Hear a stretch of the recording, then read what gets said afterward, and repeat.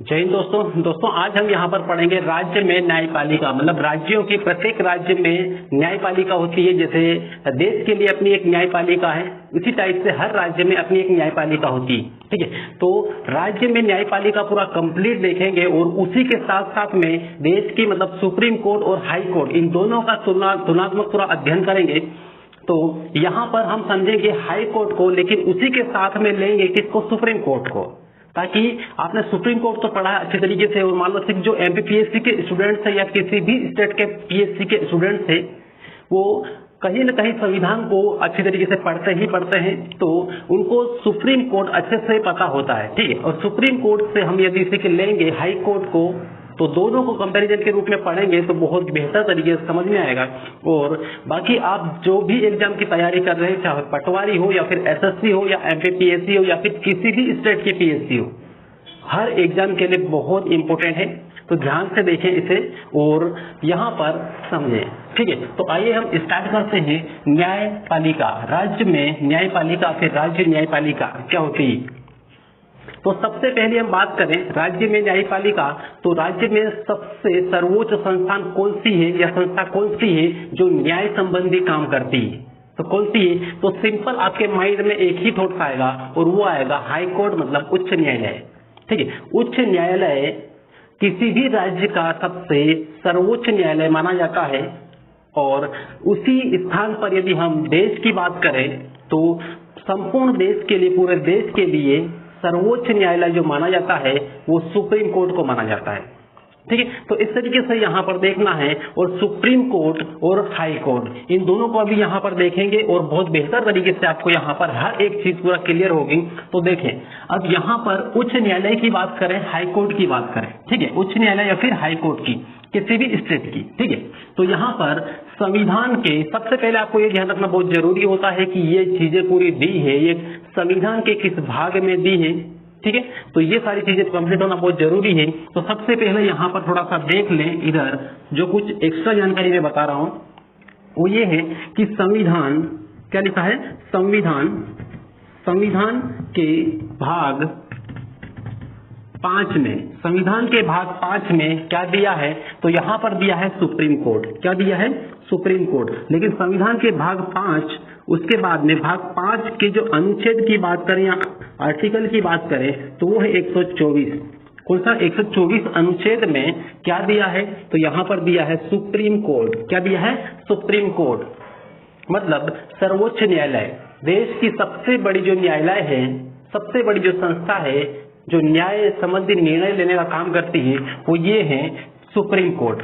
ठीक है, सर्वोच्च न्यायालय। तो इस तरीके से यहाँ पर ये अनुच्छेद यहाँ पर थोड़ा सा ध्यान रखना है। इसका कौन सा है? 124 किसका है? सुप्रीम कोर्ट का। और संविधान के किस भाग में है? तो वो है भाग 5 में। अनुच्छेद बोलो 124 क्या है? Supreme court. ठीक है, तो इस तरीके से यहाँ पर। और संविधान के अगले भाग की बात करें हम, अगले भाग मतलब भाग 6। ठीक है, भाग 6 की बात करें तो भाग 6 में क्या दिया है? तो भाग 6 के अनुच्छेद, यहाँ पर अनुच्छेद देख ले, अनुच्छेद। तो अनुच्छेद कौन सा होगा? भाग 6 है। भाग 5 में तो सुप्रीम कोर्ट है। ठीक है, जिसमें केंद्र संबंधी सारा वर्णन हम पढ़ते हैं, जितनी भी शक्तियां हैं। इसी टाइप से यहाँ पर भाग 6 में अनुच्छेद, यहाँ पर 124 है सुप्रीम कोर्ट के लिए। तो ये 124 में बीच में जो क्या है? 2 है। इस 2 को आगे कर ले हम, मतलब इसको 2 को कहाँ पे लिख लें? आगे लिख लें। और बाकी ये वैसा लिख लें 14। तो क्या होता है? 214 होता है। ठीक है, तो इस तरीके से अनुच्छेद 214 में क्या दिया है? तो यहाँ पर हम सिंपली बोलेंगे कि यहाँ पर क्या दिया है? हाई कोर्ट दिया है। ठीक है, मतलब उच्च न्यायालय दिया है, जिसके बारे में हम आज यहाँ पर पूरा कंप्लीटली फैक्ट पढ़ेंगे। ठीक है, तो इस तरीके से यहाँ पर ये जो फैक्ट है बहुत इंपॉर्टेंट है आपकी एग्जाम की दृष्टि से। और इसको 100% आप कहीं न कहीं लिख के जरूर रख लें, क्योंकि कहीं न कहीं एग्जाम में आना ही आना है। राइट, तो इस तरीके से यहाँ पर ये देखा हमने। और अब यहाँ पर जैसे कि यहाँ पर दिया है सबसे पहला अनुच्छेद 214। अनुच्छेद 214 में क्या कहा गया है? ठीक है, संविधान के भाग 6 के अनुच्छेद 214 में क्या कहा गया है? तो इसमें ये बोला है कि प्रत्येक राज्य में, क्या बोला है? प्रत्येक राज्य में एक उच्च न्यायालय होगा। प्रत्येक राज्य में एक उच्च न्यायालय होगा। तो ये यहाँ पर बहुत इंपॉर्टेंट फैक्ट है, याद रखना है। किसी भी स्टेट के लिए उच्च न्यायालय संबंधी जो प्रावधान दिया है वो कहां पर दिया है, तो ये अनुच्छेद 214 में दिया है। ठीक है, तो ये क्लियर हुआ। अब इसके बाद में फिर बढ़ते हैं आगे, और आगे देखें तो यहां पर आता है अनुच्छेद 215। ठीक है, अनुच्छेद 215। अब अनुच्छेद 215 इसमें क्या दिया है, तो सिंपल आप देख लें कि यहां पर दिया है हाईकोर्ट अभिलेख न्यायालय होगा। हाईकोर्ट क्या होगा, एक अभिलेख न्यायालय होगा। अब यहाँ पर ये जो केवल इतनी लाइन पढ़ेंगे तो इससे एकदम उतना समझ में नहीं आएगा। ठीक है, लेकिन मैं आपको पूरा डिटेल में यहाँ पर बताऊंगा। और यहाँ पर ये अभिलेख मतलब क्या होता है, ठीक है, अभिलेख। तो अभिलेख न्यायालय क्या होगा, अभिलेख न्यायालय की जो शक्तियां हैं वो सुप्रीम कोर्ट को भी प्राप्त हैं और हाई कोर्ट को भी प्राप्त हैं। ठीक है, तो इस तरीके से यहाँ पे दोनों को देखेंगे, supreme court plus high court, क्या, अभिलेख न्यायालय। तो अभिलेख न्यायालय का थोड़ा सा डिटेल में देख लें, तो इसको यहाँ पर नोट डाउन करके रख लें, उसके बाद में फिर आते हैं इस पे।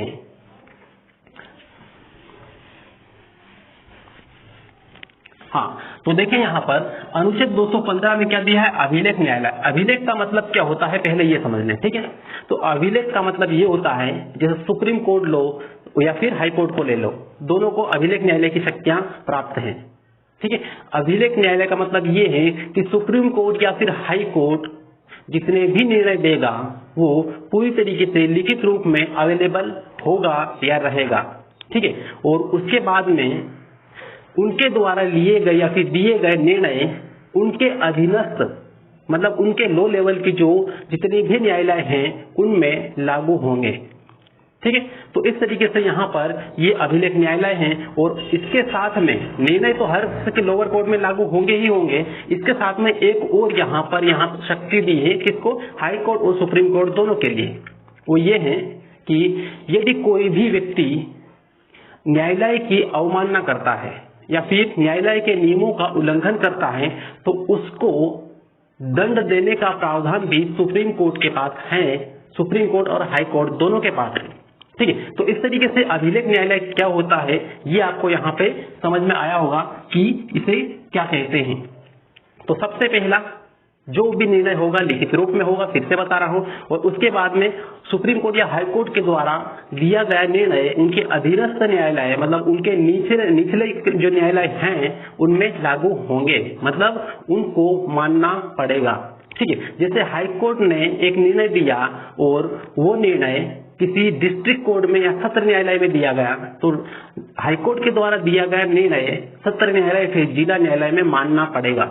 ठीक है, इसी टाइप से सुप्रीम कोर्ट में जो निर्णय दिया गया है, सुप्रीम कोर्ट सीजेआई ने जो निर्णय दिया है उसको हाई कोर्ट में लागू किया जा सकता है, किया जाएगा। ठीक है, तो इस तरीके से यहाँ पर आपको थोड़ा सा ध्यान रखना है। तो इसे ही कहते हैं क्या, अभिलेख न्यायालय। ठीक, क्लियर हुआ होगा। अब इसके बाद में फिर आगे बढ़ते हैं और अनुच्छेद दो, यहाँ पे अभिलेख न्यायालय किसका है, तो अनुच्छेद ये हाई कोर्ट के लिए लिखा है, कौन सा, ये 215। ठीक है, हाई कोर्ट के लिए क्या लिखा है, 215, और उसके बाद में देखेंगे सुप्रीम कोर्ट के लिए। तो यहाँ पर लिख रहा हूं मैं हाई कोर्ट का। ठीक है, हाई कोर्ट का वैसे लिखा हुआ है लेकिन फिर भी यहाँ पर लिख रहा हूँ अभिलेख न्यायालय के लिए अनुच्छेद कौन सा है, तो 215 है। ठीक है, हाई कोर्ट के लिए। और सुप्रीम कोर्ट की बात करें तो यहाँ पे है 129, कौन सा है, 129। ठीक है, इसको याद रखना है। इससे पहले मैंने दो अनुच्छेद बताए हाई कोर्ट के लिए, तो हाई कोर्ट होगा प्रत्येक राज्य में, तो ये है 214।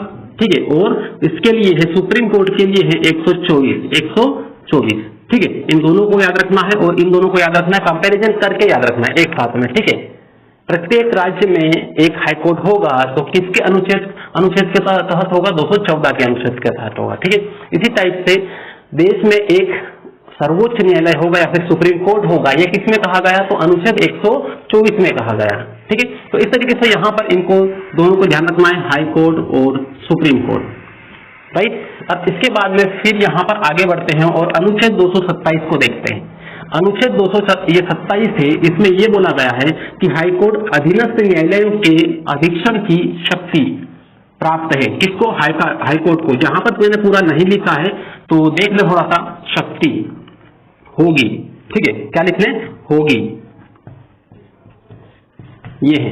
ठीक है, तो इस तरीके से यहाँ पर अनुच्छेद 227 ये कहता है कि प्रत्येक राज्य के हाईकोर्ट के पास में उसके निचले लेवल के जितने भी कोर्ट है, डिस्ट्रिक्ट कोर्ट या फिर सत्र न्यायालय बोल जिसको बोले हम, उनके अधीक्षण करने की शक्ति प्राप्त होगी। ठीक है, किसको प्राप्त होगी? तो हाईकोर्ट की। मतलब सिंपल हम बोले कि हाईकोर्ट एक मुखिया है और उसके लेवल के जितने भी जो न्यायालय हैं, जिला न्यायालय बोलो या फिर सत्र न्यायालय बोलो, ये जो न्यायालय हैं, ये इन सबका अधीक्षण, इनका सब देखरेख करने का काम कौन करता है? तो ये करता है कौन? हाईकोर्ट। ठीक है, तो इस तरीके से एक दूसरे के अंडर में होता है। जैसे सुप्रीम कोर्ट ले लो, तो यहाँ पर सुप्रीम कोर्ट सबसे पहले एससी देख लिया, सुप्रीम कोर्ट। ठीक है, ये 124 में है और उसके बाद में हाई कोर्ट, इसके बाद में क्या आता है? हाई कोर्ट आता है इसके नीचे, तो हाई कोर्ट 214 में। ठीक है, इस टाइप से इसके बाद में यहाँ पे आएगा district court, DC district court. ठीक है, ये 233 में आएगा। ठीक है, 233 में जो आगे हम बात करेंगे। ठीक, तो इस तरीके से यहाँ पे ये रहेंगे, इनको क्रम से इस तरीके से याद रखना है। ठीक है, अब इसके बाद फिर आगे बढ़ते हैं और फिर आगे देखते हैं हाईकोर्ट का गठन। तो हाईकोर्ट का गठन किस तरीके से हुआ, कैसे कैसे हुआ है, ये पूरा डिटेल में देखेंगे। तो देख लो यहाँ पर आगे, तो अधीनस्थ न्यायालय यहाँ पे क्लियर हुआ। ठीक है, 227 का सिंपल ही एक निरीक्षण करना या फिर उसकी देखरेख करना। जैसे एक हॉस्टल होती है, हॉस्टल में एक अधीक्षक होता है, तो अधीक्षक क्या करता है? उस हॉस्टल का क्या है? देखरेख करता है, उसका मैनेजमेंट करता है, उसका प्रबंधन करता है। ठीक है, इसी टाइप से क्या करता है हाईकोर्ट भी उसके निचले लेवल के या छोटे लेवल के जो न्यायालय होते हैं उनका देखरेख करता है। ठीक है, ये है। अब गठन की बात करें तो गठन यहाँ पर सबसे पहले इंडिया लेवल पे बात करते हैं, सबसे पहले इंडिया की बात करें। ठीक है, तो पूरे इंडिया में सबसे पहले हाई कोर्ट का गठन या हाई कोर्ट की स्थापना की बात करें तो कहां कहां पर की गई थी? ठीक है, तो सबसे पहले 3 हाई कोर्ट का गठन किया गया था। और कब किया गया था? तो 1862 में किया गया था। ठीक है, तो सन 1862 की बात करते हैं। सन 1862, कब? सन 1862। इसमें 3 हाई कोर्ट की स्थापना की गई, 3 हाई कोर्ट। ठीक है, 3 हाई कोर्ट बनाए गए पूरे इंडिया में। सबसे पहले 3 हाई कोर्ट बनाए गए। कब बनाए गए? तो 1862 में बनाए गए। और कौन कौन से हैं वो? तो सबसे पहले यहां पर देख लें, यहां पर पहले नंबर पे देख लो मुंबई। ठीक है, मुंबई हाई कोर्ट। और उसके बाद में फिर यहां पर देखो मद्रास। ठीक है, मद्रास हाई कोर्ट। और उसके बाद में कलकत्ता हाई कोर्ट। ठीक है, कोलकाता हाई कोर्ट। तो ये तीनों के तीनों कब बने? मुंबई, मद्रास और कलकत्ता। इस तरीके से याद रखना है, मुंबई, मद्रास और कलकत्ता। तो ये कब बने ये तीनों हाई कोर्ट? तो ये तीनों बने सन 1862 में। सन 1862। सबकी तिथि अलग अलग है, तारीख अलग अलग है। आपको तारीख रखने की कोई जरूरत नहीं है, सिर्फ इतना याद रखें कि इंडिया में सबसे पहले कौन कौन से हाई कोर्ट बने हैं। उसके बाद में फिर अपने अपने स्टेट के हाई कोर्ट का याद रखना है। ठीक है, सबसे पहले इन तीनों का याद रखना है। सन 1862 3 हाई कोर्ट, मुंबई, मद्रास और कलकत्ता हाई कोर्ट। ठीक है, अब इसके बाद में हम फिर बात करते हैं आगे, और आगे आते हैं और देखते हैं मध्य प्रदेश हाई कोर्ट की। ठीक है, हमारे मध्य प्रदेश हाई कोर्ट की। तो मध्य प्रदेश हाई कोर्ट का गठन कब किया गया या फिर स्थापना कब की गई? ठीक है, तो मध्य प्रदेश हाई कोर्ट की जो स्थापना है, एमपी की बात कर रहे हैं। ठीक है, Madhya Pradesh MP high court की स्थापना कब हुई? तो सबसे पहले यहां पर ये की गई थी 2 जनवरी 1900 या फिर 1800। ठीक है, 2 जनवरी 1936। ठीक है, 2 जनवरी 1936 1936। ठीक है, तो इसमें यह किया गया था। मध्य प्रदेश हाईकोर्ट की स्थापना कब की गई थी? तो स्थापना हुई थी 2 जनवरी 1936। और 2 जनवरी 1936 को जो हाईकोर्ट की स्थापना हुई थी मध्य प्रदेश में सबसे पहले, तो ये किस एक्ट के तहत की गई थी? ठीक है, कोई भी किसी भी संस्था की स्थापना होती है तो किसी न किसी अधिनियम के तहत ही होती है। ठीक है, संविधान के कुछ प्रावधानों के तहत ही होती है। तो यहां पर हम बात करें जो एमपी हाईकोर्ट की स्थापना की, तो भारत शासन अधिनियम 1935 के तहत मध्य प्रदेश हाईकोर्ट का गठन 2 जनवरी 1936 को किया गया। ठीक है, इतना ये याद रखना बहुत जरूरी है कि मध्य प्रदेश के हाईकोर्ट का बोले या फिर देश के किसी भी हाईकोर्ट के गठन की बात करें, स्थापना की बात करें, तो ये सारे अधिकतर जो शुरुआत में स्टार्टिंग में जो स्थापना हुई थी, ठीक है, अभी की बात नहीं कर रहे, जो पहले की, तो उस टाइम 1936 में स्थापना हुई थी, तो 35 के अधिनियम के तहत ही हुई होगी, ठीक है, क्योंकि उस टाइम तो अधिनियम भारत शासन अधिनियम 1935 था, तो उसी के प्रावधान के अनुसार यहाँ पर स्थापना हुई थी, ठीक है। बात करें सुप्रीम कोर्ट की, तो सुप्रीम कोर्ट की जो स्थापना हुई थी, ये भी भारत शासन अधिनियम 1935 के तहत ही हुई थी, ठीक है। सुप्रीम कोर्ट की फिर से बता रहा हूं कि सुप्रीम कोर्ट की जो स्थापना हुई थी, ये भारत शासन अधिनियम 1935 के तहत हुई थी। और बात करें इसके सन की, तो इसकी 28 जनवरी 1950 को सुप्रीम कोर्ट की स्थापना की गई थी, या फिर उच्चतम न्यायालय की स्थापना की गई थी, ठीक है। तो इस तरीके से यहाँ पर ध्यान रखना है, एमपी का भी ध्यान रखना है और सुप्रीम कोर्ट का भी ध्यान रखना है, ठीक है। तो सुप्रीम कोर्ट की स्थापना कब हुई थी, तो 28 जनवरी को, 28 जनवरी 1950 संविधान लागू होने के साथ ही यहाँ पर स्थापना हुई थी, ठीक है। अब भारत शासन अधिनियम, ये भी लिख देता हूं यहाँ पर, भारत शासन अधिनियम, भारत शासन अधिनियम 1935 के तहत सुप्रीम कोर्ट और हाई कोर्ट दोनों की स्थापना की गई थी, ठीक है। तो इस तरीके से यहाँ पर ये डाटा है, ये बहुत इंपॉर्टेंट फैक्ट है, और ये डाटा जितना भी दिया है इनको याद रखना बहुत जरूरी है।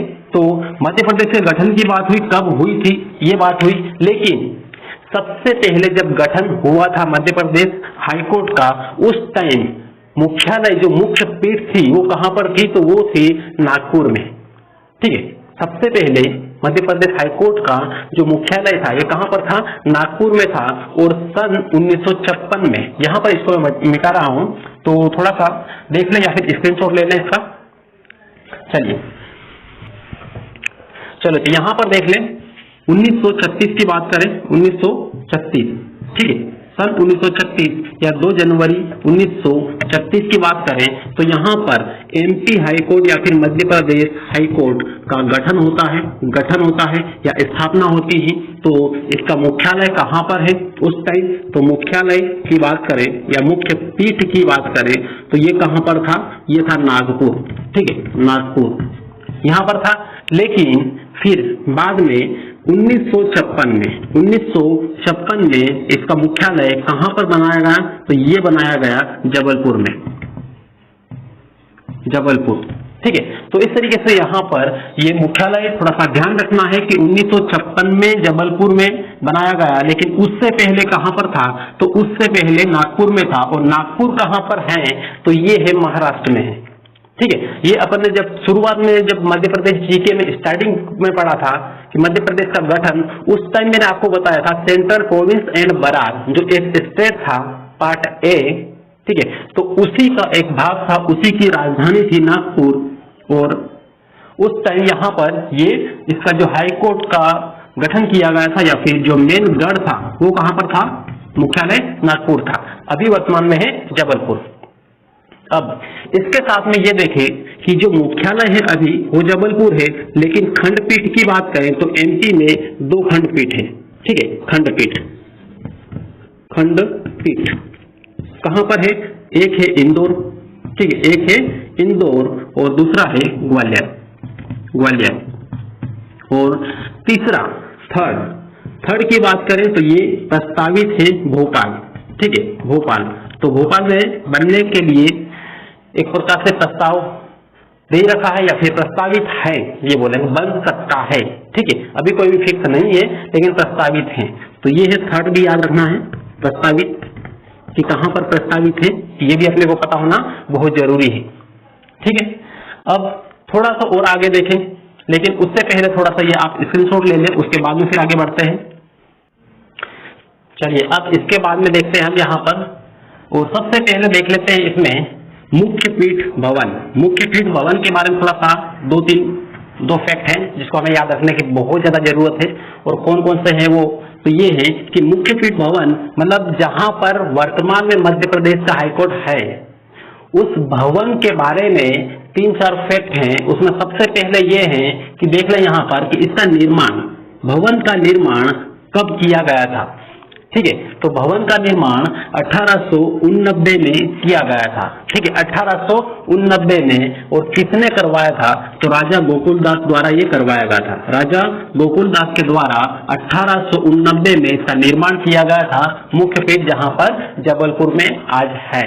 ठीक है, और इसके बाद में ये जो भवन का निर्माण हुआ था, इसके वास्तुकार कौन थे। वास्तुकार कई बार पूछ लेते हैं, तो वास्तुकार कौन थे इसके, तो ये है हेनरी इरविन। हेनरी इरविन, तो इसको अच्छे से थोड़ा सा याद रखना है। और उसके बाद में फिर आगे बढ़ते हैं और आगे अनुच्छेद 217, अनुच्छेद 217, तो ये क्या कहता है, अनुच्छेद 217 में क्या दिया है, तो इसमें ये दिया है सीधे सीधे न्यायाधीशों की नियुक्ति, न्यायाधीशों की नियुक्ति और उनके पद से संबंधित सारे प्रावधान, उनका जो वेतन होगा कितना होगा, कार्यकाल होगा कितना होगा, उनको नियुक्त करने की प्रणाली क्या होगी। ठीक है, तो इस तरीके से यहाँ पर ये पूरा 217 में ये दिया गया है। तो अनुच्छेद 217 ये प्रावधान करता है। ठीक है, तो सबसे पहले बात करते हैं न्यायाधीशों की नियुक्ति की।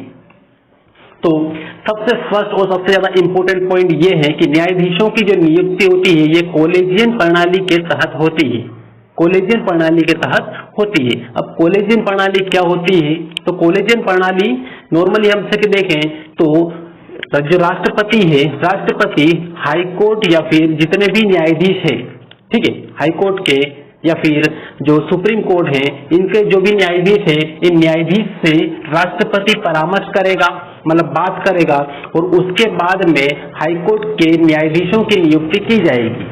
ठीक है, तो इस तरीके से पूरे ग्रुप के द्वारा जो प्रक्रिया होती है नियुक्ति की, उसे ही हम क्या कहते हैं, कॉलेजियन प्रणाली कहते हैं। ठीक है, तो आइए यहाँ पर देखें तो न्यायाधीशों की नियुक्ति कौन करता है। सबसे पहले तो ये है, तो कौन करता है, यहाँ पर राष्ट्रपति करेगा। ठीक है, राष्ट्रपति। अब यहाँ पर एक बात हमेशा ध्यान रखना है, राष्ट्रपति किन किन न्यायाधीशों की नियुक्ति करता है या फिर किन किन कोर्ट के न्यायाधीशों की नियुक्ति करता है। तो यहाँ पर सबसे पहले बात करें सुप्रीम कोर्ट की। ठीक है, सुप्रीम कोर्ट, तो सुप्रीम कोर्ट के न्यायाधीशों की नियुक्ति भी कौन करता है, राष्ट्रपति करता है। और हाई कोर्ट के न्यायाधीशों की नियुक्ति भी कौन करता है, राष्ट्रपति करता है। ठीक है, गलती से कभी भी राज्यपाल मत लगा देना, क्योंकि राज्यपाल न्यायाधीशों की नियुक्ति नहीं करते हैं। ठीक है, तो न्यायाधीशों की नियुक्ति कौन करेगा, सुप्रीम कोर्ट या फिर हाई कोर्ट की बात करें, दोनों में राष्ट्रपति ही करेगा। और राज्यपाल का अधिकार क्या है फिर, तो राज्यपाल भी न्यायाधीशों की नियुक्ति करता है, लेकिन किनका, वो डिस्ट्रिक्ट कोर्ट या फिर सत्र न्यायालय के जो न्यायाधीश होते हैं उनकी नियुक्ति करता है। उनकी नियुक्ति कैसे करता है, तो वो करता है जो हाई कोर्ट होते हैं उनके न्यायाधीशों से राज्यपाल परामर्श करता है कि किस जिले में किस न्यायाधीश को नियुक्त किया जाए। ठीक है, तो इस तरीके से हाई कोर्ट के न्यायाधीशों से परामर्श लेने के बाद में राज्यपाल जिला या फिर सत्र न्यायालय के न्यायाधीशों की नियुक्ति करता है। ठीक है, तो राज्यपाल का ये क्या काम है, डिस्ट्रिक्ट लेवल के जो जितने भी जो कोर्ट है उनके न्यायाधीशों की नियुक्ति करता है। बाकी सुप्रीम कोर्ट की बात करें या फिर हाई कोर्ट की बात करें, उसके लिए राष्ट्रपति ही है।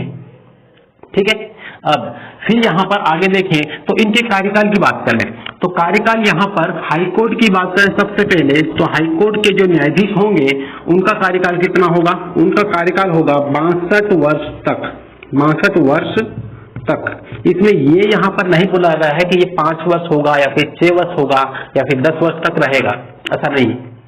यहाँ पर ये बोला गया है कि नियुक्ति से 62 वर्ष तक हाई कोर्ट मतलब उच्च न्यायालय का न्यायाधीश रह सकता है। ठीक है, और उसी के बाद में हम देख ले यहाँ पे साथ में किसका, सुप्रीम कोर्ट का। ठीक है, तो सुप्रीम कोर्ट की बात करें तो सुप्रीम कोर्ट के लिए जो 62 वर्ष है ये होगा 65 वर्ष। कितना है, 65 वर्ष। तो सुप्रीम कोर्ट में जो भी न्यायाधीश आएगा वो अपनी नियुक्ति से 65 वर्ष तक रहेगा।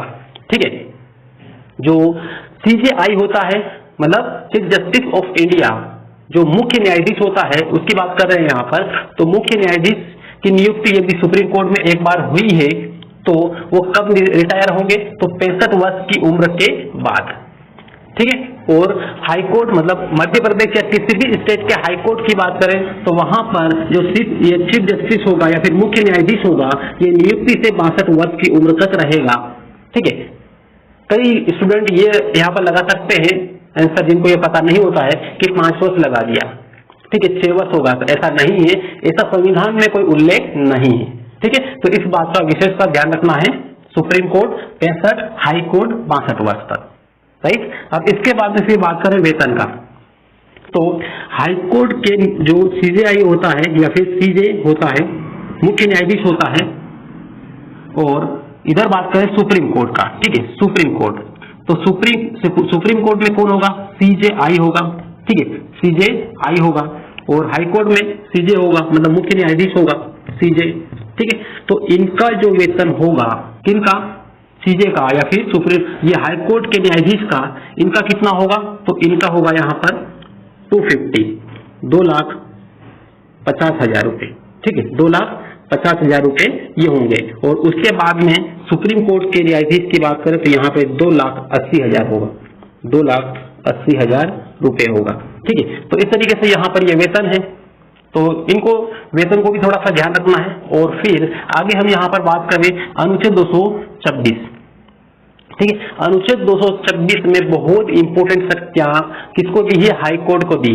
ठीक है, तो यहाँ पर कौन कौन सी शक्तियां होगी, तो यहाँ पर 5 प्रकार की रिट्स जारी करने की शक्तियां हाई कोर्ट को दी गई है, और वो किसमें है, अनुच्छेद 226 में दी गई है, इसको ध्यान रखना है। और उसी टाइप से यहाँ पर ये हाई कोर्ट की बात हुई, तो बात कर ले सुप्रीम कोर्ट की, तो सुप्रीम कोर्ट में जो रिट्स जारी करने की शक्तियां हैं वो अनुच्छेद किसमें है, तो 32 में है। ठीक है, तो यहाँ पर अनुच्छेद की बात करें तो अनुच्छेद 32 में 5 प्रकार की रिट जारी करने की शक्तियां हैं, 5 प्रकार की रिट्स जारी करने की शक्तियां हैं ये।